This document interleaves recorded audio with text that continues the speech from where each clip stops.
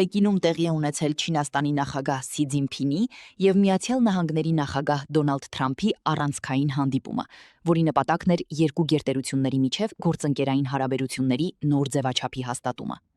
Սի Ցզինփինը ընդգծել է, որ Պեկինն ու Վաշինգտոնը պետք է խուսափեն Ֆուկիդիդեսի թակարդից և մրցակցության փոխարեն ձգտեն ընդհանուր բարօրության ու համաշխարհային կայունության։ Դոնալդ Թրամփը վստահեցրել է, որ Միացյալ Նահանգները պատրաստ է բիզնես վարել բացառապես փոխադարձության հիմունքներով։ Բանակցությունների մեկնարկին ուշադրության կենտրոնում է հայտնվել առաջնորդների 14 վայրկյան տևած ձեռքսեղմումը, որի ընթացքում Սի Ցզինփինը հավասարեցրել է ձեռքերի դիրքը, թույլ չտալով Թրամփին խլել նախաձեռնությունը։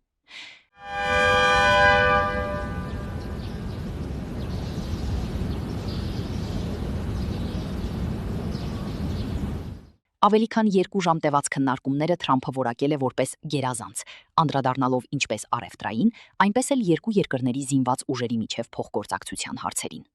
585 տարի առաջ այսօրը ամենայն հայոց կաթողիկոսությունը վերահաստատվեց Սուրբ Էջմիածնում։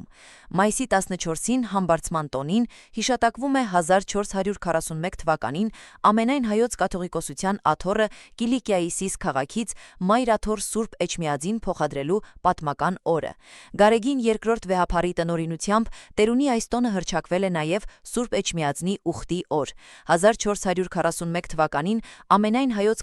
կաթողիկոսության աթոռի վերահաստատումը Սուրբ Էջմիածնում ազգային ճակատագիր կերտող շրջադարձային իրողություն էր։ Այն պարզապես կաթողիկոսանիստի հերթական տեղափոխություն չէր Սիսից դեպի Վաղարշաբաթ, այլ հայոց ազգային հոգևոր կենտրոնի վերադարձն էր իր պատմական արմատին, այն սրբազան հողին, որտեղ ծնվել էր քրիստոնյա Հայաստանի ինքնությունը։